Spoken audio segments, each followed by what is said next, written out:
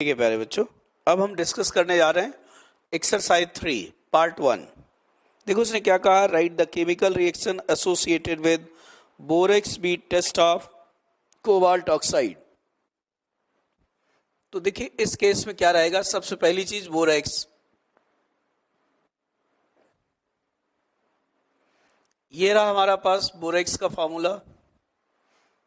जैसे इसे अपन हीट करते हैं यहां,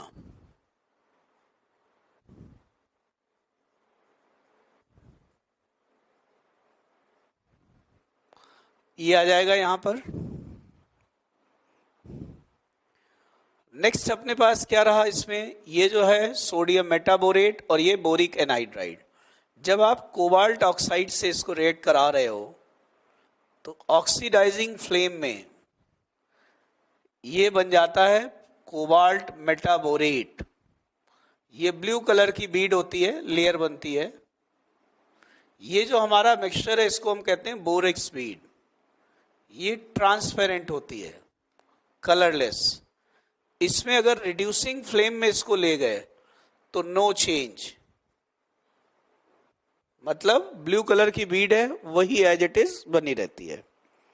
नेक्स्ट आ जाते हैं सेकंड क्वेश्चन।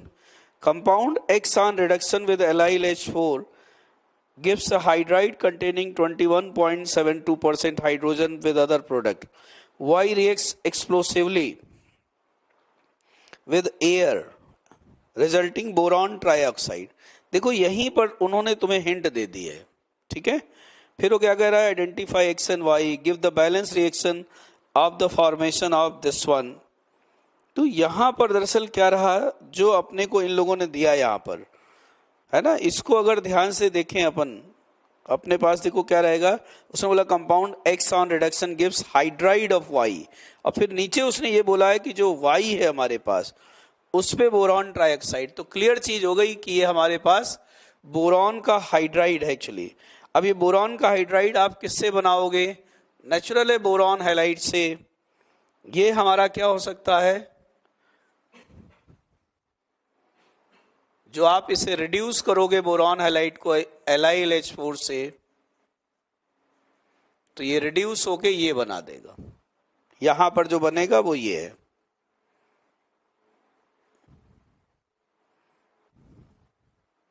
ये आ जाएगा। और नेक्स्ट है हमारे पास, फिर वो कह रहा है कि जैसे अपन इसे जलाएं, है ना, तो यहां पर ये B2O3 और H2O, और बहुत ज्यादा इसमें heat, large amount of heat वो एक्चुअली इसमें रिलीज होगी।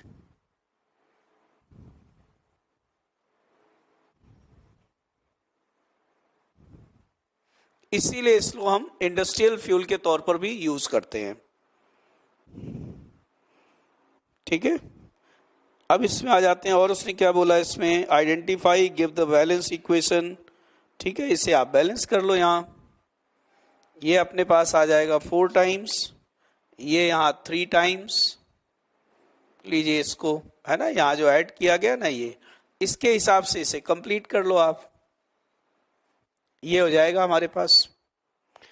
नेक्स्ट इसमें क्या दे रखा है, देखो ध्यान से, इसमें give the right the balanced equation for reaction by following compound with water. इनके अगर अपन रिएक्शंस लिखते हैं तो देखिए अभी ध्यान से देखिए बच्चों, सेकंड में उसमें देखा होगा इन B2H6 जो है, अपने को मास परसेंटेज ऑफ अगर हाइड्रोजन अपन इसका चेक करें तो देखो हाइड्रोजन का मास कितना हुआ 6, और डाइबोरेन का कितना आ जाएगा 2 इंटू, देखो इसमें क्या क्या दे रखा है, इसके अंदर बोरॉन का दे रखा है क्या, नहीं। तो बोरॉन का फिर हम लोग अपनी तरफ से देखो क्या लेते हैं इसमें, ये 21.6 21.76 ये है ना, 10.8 के करीब रहता है, तो आप उससे इसको ले सकते हैं +6 इंटू 100। आप जब इसे सॉल्व करेंगे तो खुद यहां पाओगे कि 21 पॉइंट, और ये जो दे रखा है ना इसने कौन सा 72, ये आराम से सेटिस्फाई हो जाता है। तो जो वहां वैल्यू दे रखी थी ना वो आप ले सकते हो। अगला इसने दिया है, देखो ध्यान से इसमें, अब इसके अंदर हाइड्रोलिसिस की बातें की गई है क्वेश्चन नंबर 3 में। देखिए एक एक करके अपन बात करते हैं। Al4C3 आप सबसे पहले इसको यूं समझें, इसको आप यूं भी तो लिख सकते हो, ये इस पर चार्ज, ये इस पर चार्ज। अब आपने गौर किया होगा ये मिथेनाइड है, मतलब अगर मैं हाइड्रोलिसिस कराऊं यहां,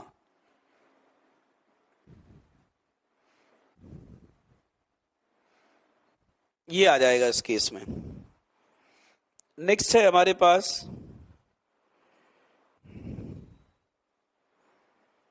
कैल्शियम साइनामाइड CaCN2। इस केस में दरअसल क्या रहता है, कैल्शियम ये है, यहां पे नाइट्रोजन, यहां पे कार्बन, यहां नाइट्रोजन, और ये हमारे पास चार्ज आ जाएगा इसमें।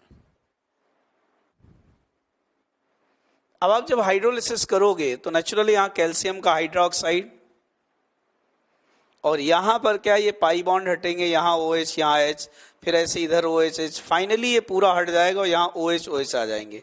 तो CO2 और वाटर में ये चेंज होगा, ये अमोनिया में। जो CO2 है वो इस CaOH होल ट्वाइस से रिएक्ट करेगा, तो यहां ये बनेगा। समझ में आ रहा है? तो इसके जो है प्रोडक्ट को आप इस तरह से समझ सकते हो यहां पर।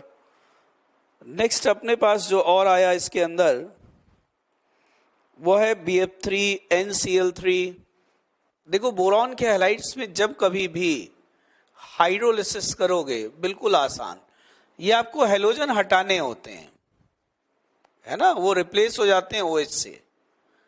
बस पहले जरूर है वाटर का जो है ना, ये लोन पेयर ये एंटर करता है बोरॉन में, ये इसकी वैकेंट जो 2p ऑर्बिटल है उसके साथ ये कोऑर्डिनेट बॉन्ड बनाएगा। चाहें तो इसका अपन मैकेनिज्म इस तरह से समझ सकते हैं अपन, ये वाटर,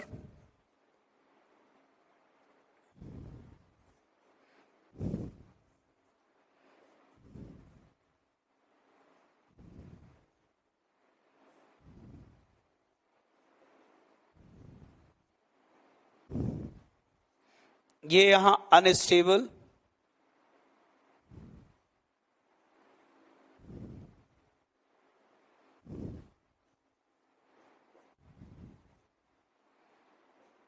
ये दरअसल ऐसे रिएक्ट करते हैं। अब अभी भी देखा होगा दो यहां F और हैं, तो ये दो वाटर मॉलिक्यूल से जुड़ेगा और यहां से HF हटेगा, और ये यहां पर बोरिक एसिड बन जाता है। तो अल्टीमेट तो यही होता है कि हेलोजन एटम किससे रिप्लेस होते हैं, OH से। ठीक है, और एक चीज इसके अंदर और भी पाई जाती है, यहां पर दरअसल क्या रहता है, ये अगर आपने नोटिस किया हो यहां पर, ये जो HF है ये फिर इससे रिएक्ट करेगा, तो यहां पर क्या एक प्रॉब्लम और आती है, ये हमारा जो BF3 है ये थ्राइस HF, 3 मॉलिक्यूल है ना, एक एक HF, तो आप 3 मॉलिक्यूल यहां देखो HF के बने हैं, तो 3 इससे रिएक्ट करेगा, और एक्चुअली में यहां कन्वर्ट हो गया ये 3HBF4।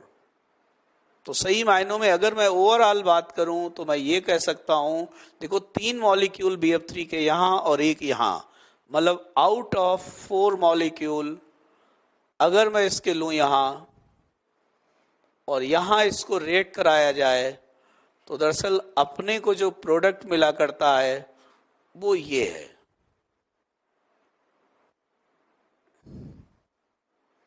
ये यहां। तो ये जो सेकेंड रिएक्शन होने के कारण BF3 का हाइड्रोलिसिस कंप्लीट नहीं होता। आउट ऑफ 4 मॉलिक्यूल्स सिर्फ और सिर्फ हाइड्रोलिसिस इसमें से एक होता है, ये मतलब 25% BF3 का ही हाइड्रोलिसिस हो रहा है, 75% हाइड्रोलिसिस नहीं हो रहा। NCl3 अगर इसको अपन लें, इसमें एक्चुअली थ्रू हाइड्रोजन बॉन्डिंग होता है। क्यों, नाइट्रोजन के पास क्या है, कोई वैकेंट ऑर्बिटल नहीं है, तो इसमें बनेगा अमोनिया और HOCl। नेक्स्ट है हमारे पास फिर आता है HCF4।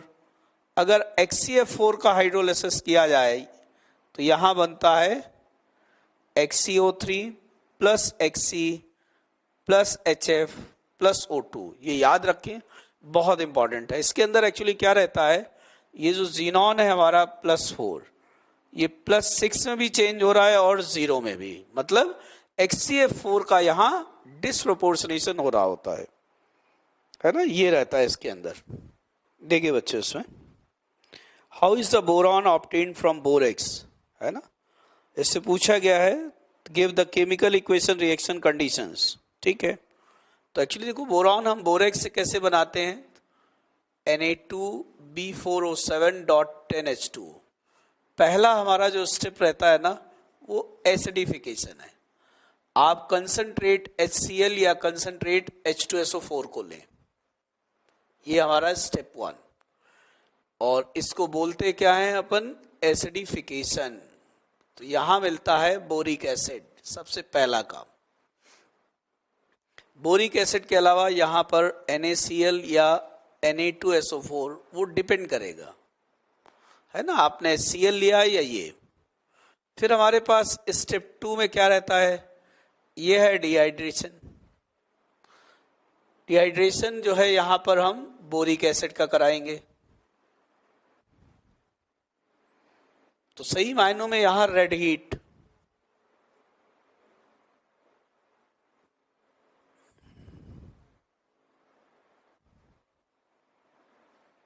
तो ये बनेगा बोरिक एनहाइड्राइड।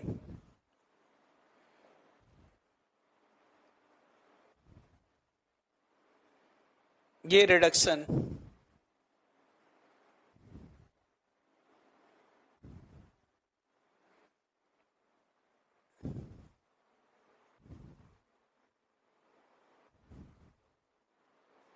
ये आ जाएगा यहां।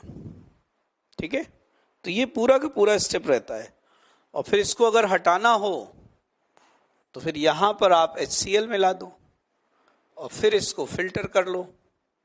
जैसे अपन फिल्टर करेंगे तो आप पाओगे यहाँ बोरॉन तो इससे रिएक्ट करेगा नहीं, तो ये तो एज इट इज यहाँ ये रेसिड्यू के फॉर्म में मिल जाएगा। और अपने को फिल्ट्रेट में कौन मिलेगा, NaCl और MgCl2 का सोल्यूशन मिल जाएगा, है ना, ये फिल्ट्रेट में होगा। इस तरह से अपन इसको बना सकते हैं। स्ट्रक्चर अगर बनानी हो तो देखो क्या रहता है, यहां पर अपने पास ये बोरॉन, यहां पर ये 2 बोरॉन और 2 H, ये किनारे वाले जो ये टर्मिनल हाइड्रोजन बुलाते हैं अपन, है ना, ये वाले 4 जो हाइड्रोजन है ये टर्मिनल हाइड्रोजन, और ये दोनों बोरॉन ये एक ही प्लेन पर होते हैं। जैसे बोर्ड है तो बोर्ड के 4 कोनों पर हाइड्रोजन है और बोरॉन बोर्ड के 2 उसमें रखा गया है, और ये हाइड्रोजन इस बोर्ड से सामने की तरफ है और ये पीछे की तरफ है। ये बनाना शेप जो है बॉन्ड रहता है, जो ऑलरेडी तुमने बॉन्डिंग में पढ़ रखा है। यहां पर 19 एंगस्ट्रॉम के करीब है, और अगर इसकी अपन बॉन्ड लेंथ देखें तो लगभग 1.33,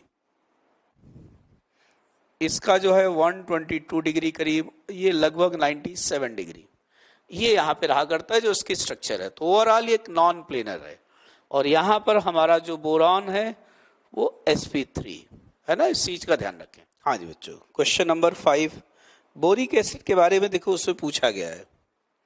तो बोरिक एसिड सही मायनों में देखो क्या रहता है इसमें,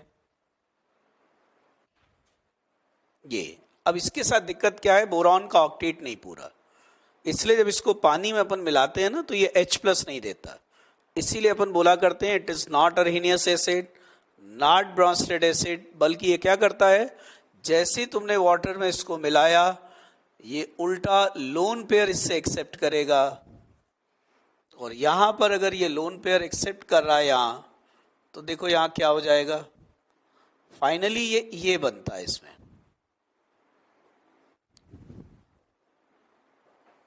है ना। तो याद रखें ये यहां पर लोन पेयर एक्सेप्टर है,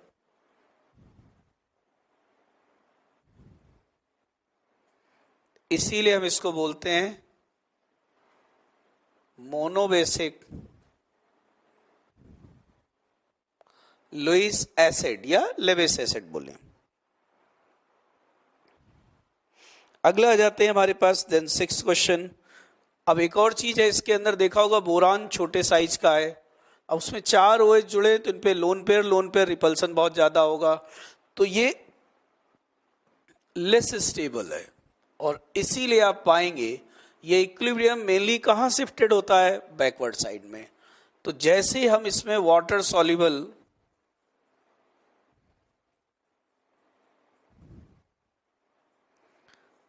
आप सिस 1,2 डायोल,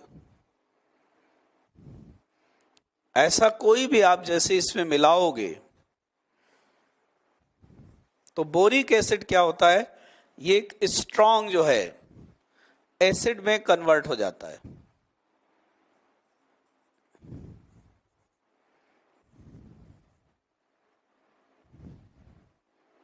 ये यहां आ जाएगा और इस पर्टिकुलर केस में पाएंगे ये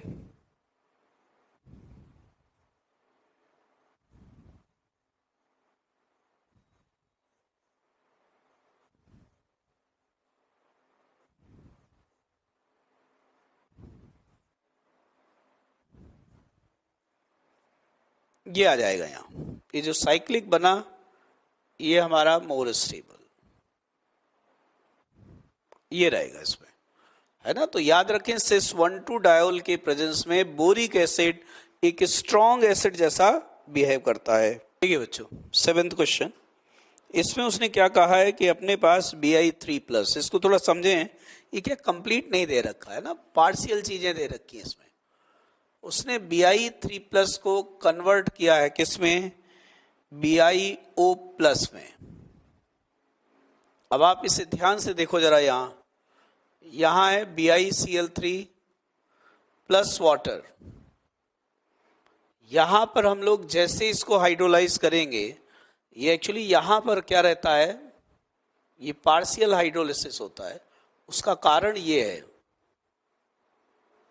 यहां पर ये एक फाइट टर्बिडिटी बनती है,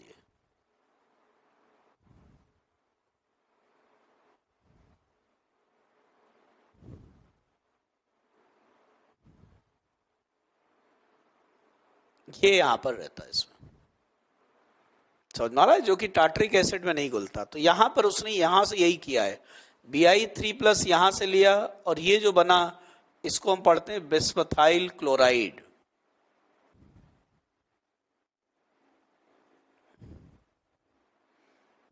ठीक है, ये पार्ट यहां बना है और H+ इसका होगा। तो देखिए इसमें क्या क्या इसके अंदर चीजें दे रखी हैं। सबसे पहला इसके अंदर इसने क्या बोला है, अपने पास हीट, उसका तो कोई मतलब नहीं है। दूसरा हमारे पास फिर क्या आया, हाइड्रोलिसिस, सही हाइड्रोलिसिस हो रहा है। और ये पानी भी जो हम लोग ऐड करते हैं ना वो एक्सेस में है, तो इसका मतलब क्या रहा, डाइल्यूशन भी हो रहा है। तो इसका आंसर हमारे पास क्या आ जाएगा, ये रहा Q और S। अब जरा आ जाते हैं इसके अंदर बी वाले पार्ट पर, जरा ध्यान दो। बी में आपको दिया गया है AlO2-, और AlO2- को फिर हम क्या कर रहे हैं, यहां पर कह रहा है H3O+ ले रहे हैं अपन, तो यहां पर AlOH होल थ्राइस।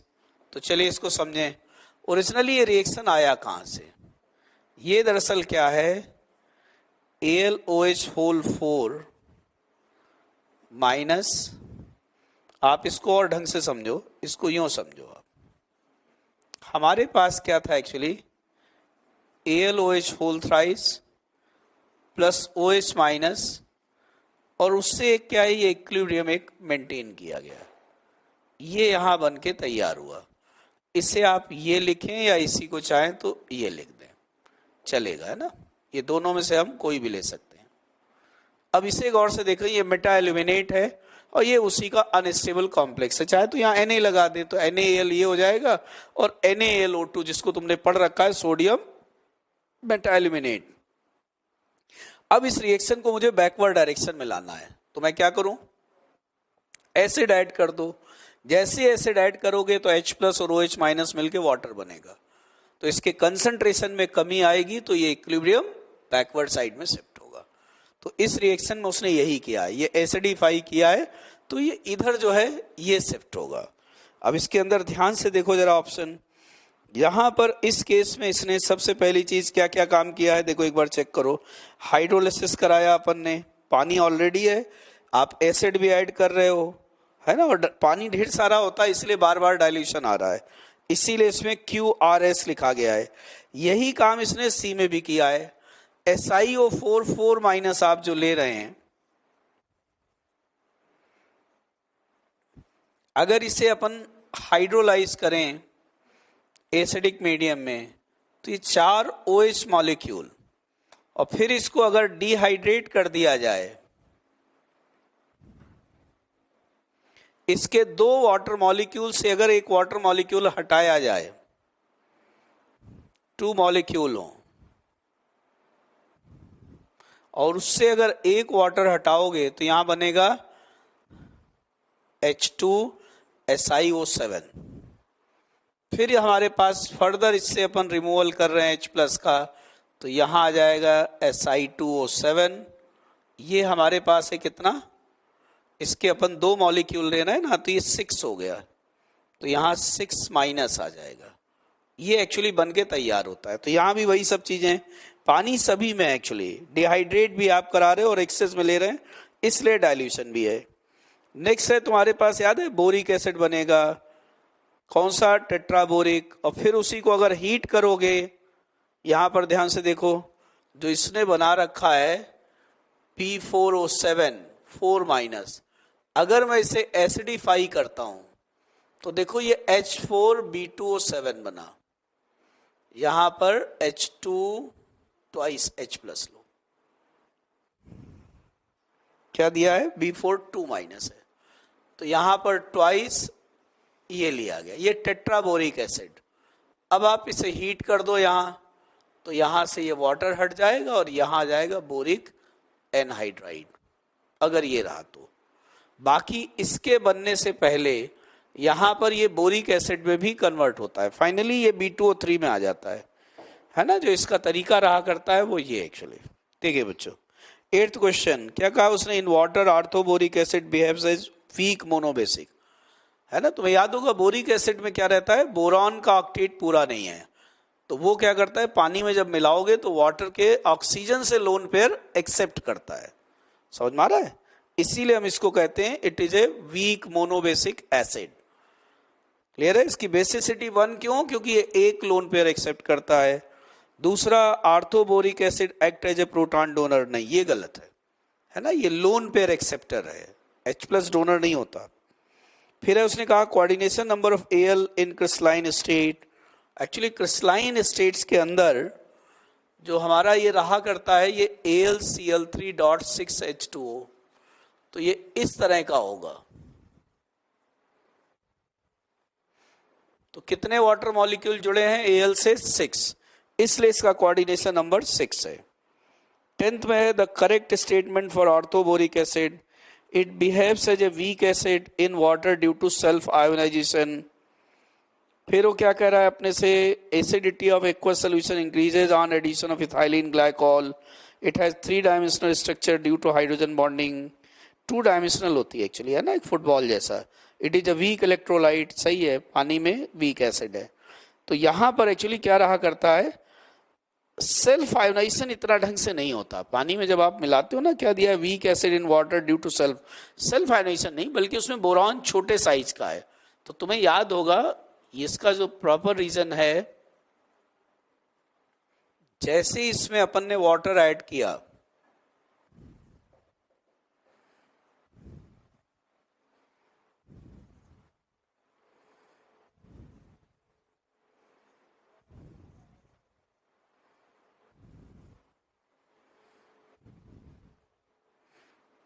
ये है इस केस में, ठीक है। तो इसको जो है, इस चीज को ध्यान रखें इसमें।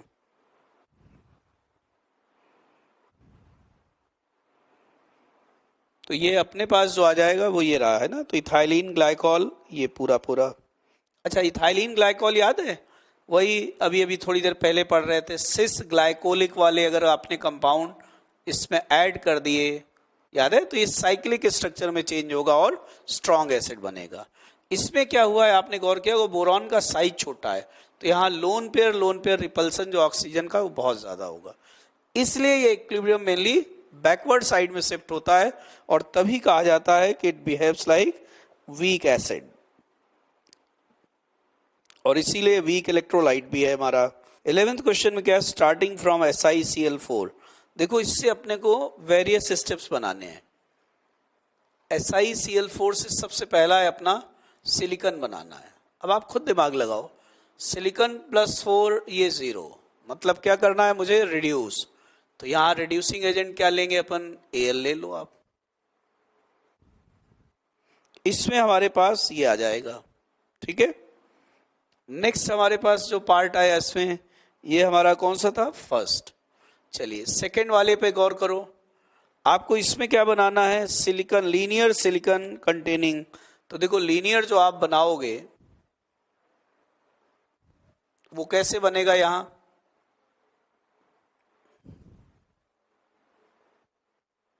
पहले ये बनेगा डाई मिथाइल डाइक्लोरोसाइलेन, फिर इसका होगा हाइड्रोलिसिस। जैसे इसका हाइड्रोलिसिस हुआ तो इस तरह के इसके मॉलिक्यूल बन के तैयार होंगे। अब इसका होगा पॉलीमराइजेशन। जब पॉलीमराइजेशन होगा तो यहां पर देखो सिलिकॉन, ये CH3 और यहां पर हमारे पास क्या है, देखो ध्यान से, ऐसे इसके कई मॉलिक्यूल होंगे। तो इसका OH और सामने वाले का H2 हट जाएगा और इस तरह से जुड़ते चले जाएंगे।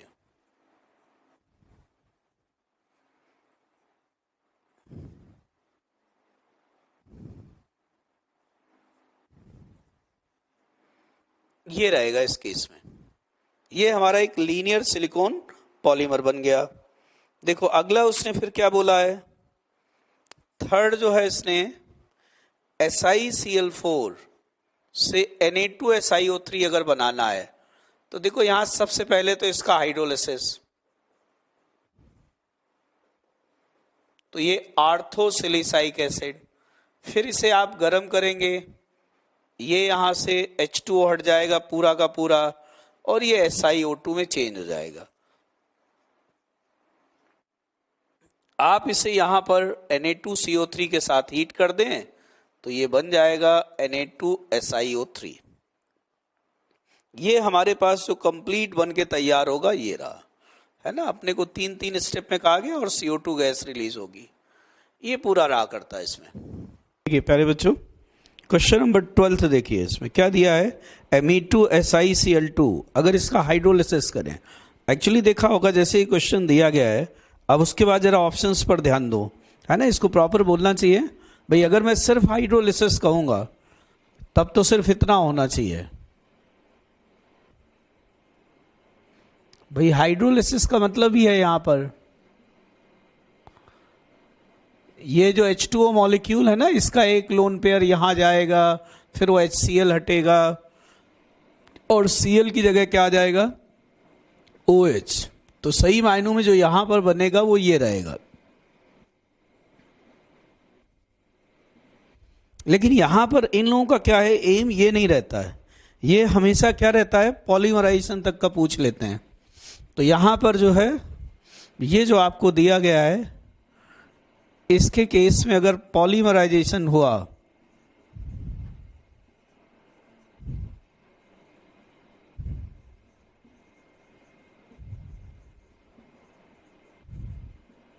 जैसे इस पे हीट करेंगे तो यहां पर दरअसल क्या है, यहां पर N मॉलिक्यूल्स होंगे,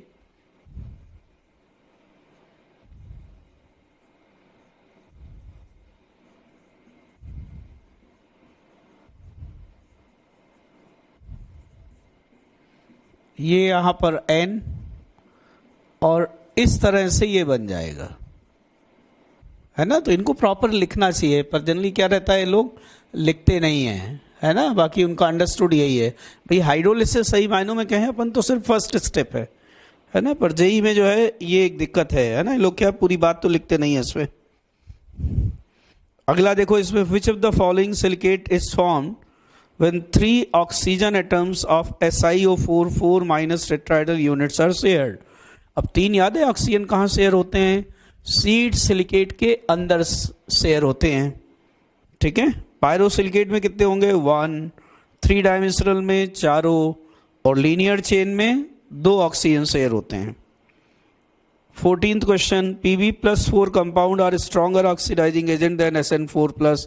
क्योंकि याद होगा आपको, जो इनर्ट पेयर इफेक्ट के कारण लेड में +4 से ज्यादा स्टेबल है +2।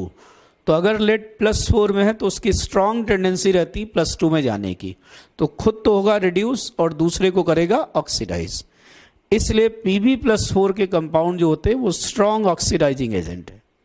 जबकि टिन की अगर मैं बात करूं तो Sn2+ की तुलना में Sn4+ ज़्यादा स्टेबल होता है। तो टिन +2 से +4 में जाने की स्ट्रांग टेंडेंसी, मतलब वो ऑक्सीडाइज होगा। ठीक है, तो यहां पर आप ये पाओगे और दूसरे को करेगा रिड्यूस, इसीलिए Sn2+ के कंपाउंड तो बनते हैं स्ट्रांग रिड्यूसिंग एजेंट और Pb+4 के कंपाउंड बनते हैं स्ट्रांग ऑक्सीडाइजिंग एजेंट। तो पहला जो इसमें दिया गया है ना वो सही है स्टेटमेंट। फिर सेकंड है higher oxidation state of group 14 are more stable for heavier. नहीं, आप जो है हैवियर से 2 यूनिट कम उसकी स्टेबिलिटी हम पाएंगे, बराबर नीचे चलेंगे तो ये बढ़ता जाता है। तो स्टेटमेंट 1 सही है, स्टेटमेंट 2 सही नहीं है। नेक्स्ट आ जाते हैं इसमें 15th क्वेश्चन। फिर उसने क्या किया यहाँ पर, ये हम लोगों ने पहले भी पढ़ा था अगर ध्यान हो। जो 15th क्वेश्चन है इसके अंदर इसने क्या कहा है, 2x + B2S6 और यहां पर ये बनेगा BH2 X2+ और BH4-। ये एक्चुअली इस तरह का बनता है, ये अनसिमेट्रिकल जो है फ्यूजन है जो हमारा इसका रहेगा, ये अनसिमेट्रिकल जो है फ्यूजन रहता है डाइबोरेन का, ये इसमें।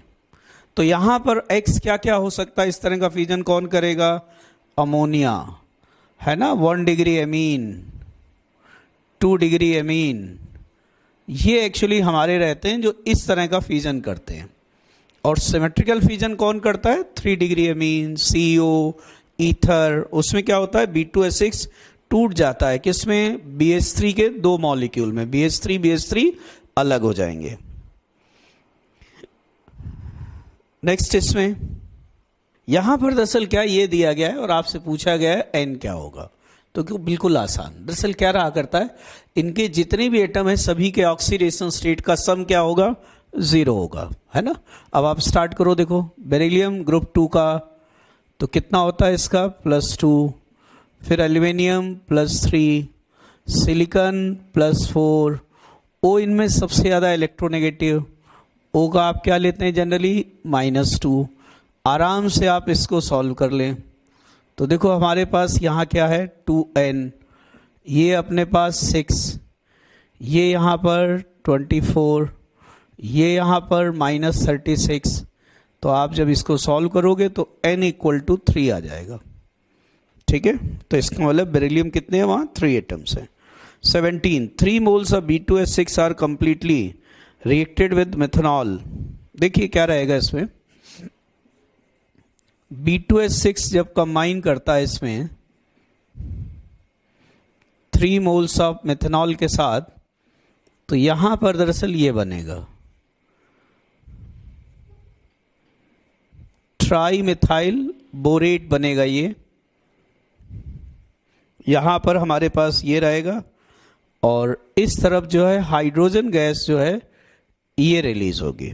ठीक है, ये रहेगा इसमें कंप्लीट जो रिएक्शन रहा करता है वो ये इसमें। तो क्या मांगा है, number of moles of boron containing product. ठीक है, तो यहां पर हमारे पास सही मायनों में क्या रहा और क्या क्या मांगा है इसमें, number of moles of boron containing products. तो बोरॉन कंटेनिंग प्रोडक्ट्स कौन सा है, ये वाला इसके अंदर। ठीक है, और इसमें उसने बोला है मोल्स कितने इसके अंदर बने इसमें। तो अपने पास एक चीज तुमने गौर किया होगा, 1 मोल जो बोरॉन है उससे ये 2 मोल बनेगा। आपने कितने लिए यहाँ, 3 मोल्स। तो बताओ फिर 3 मोल से ये कितना बनेगा, ये 6 मोल बनेगा। तो ये क्वेश्चन दिया है। नेक्स्ट फिर इसमें आ जाते हैं, देखिए बच्चों क्या रहा इसमें, उसने पूछा 18 में under hydrolytic condition the compound use for preparation of linear polymer and for chain termination. अब एक्चुअली क्या रहता है, जो हम चेन टर्मिनेशन के लिए लेते हैं, आपको दिमाग लगाओ, अपन चाहते हैं कि यहां पर इस तरफ समापन होना चाहिए। तो ये कब संभव है, देखो अगर ये इस तरह का हुआ, ये अपने पास, तो उसमें फायदा ये होगा हाइड्रोलिसिस के बाद यहाँ OH आ जाएगा, और फिर जिस किसी सिलिकॉन जो है आप चेन में जब जोड़ेंगे इसको तो ऑटोमेटिकली ये एंड हो जाएगा, बस इससे जुड़ेगा। तो यहां पर एक तो इसको यूज करते हैं हम लोग, ठीक है, और दूसरा यहां पर इसका यूज किया जाता है।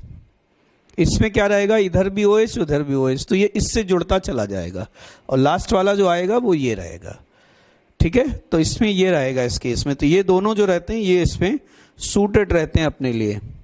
जैसे किसी में भी इसको जोड़ना हो, है ना, तो यहां पर इस चीज का ध्यान रखें कि ये पहले हाइड्रोलाइज हुआ, यहां पर आपको ये रहेगा, है ना, तो आसानी से इसको आप जोड़ सकते हैं किसी भी चेन के अंदर। तो एक टर्मिनेशन की एक तो ये शर्त पूरी करता है, और दूसरा ये शर्त पूरी करेगा।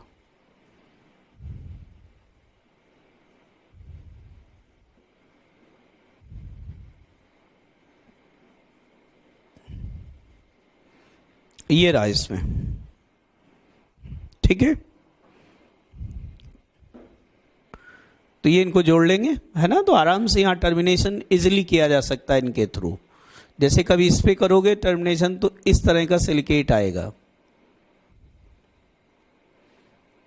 ये आया। अब यहां आपको रिपीट करना है, जैसा भी जोड़ना है आप उस तरह से जोड़ दो इसमें,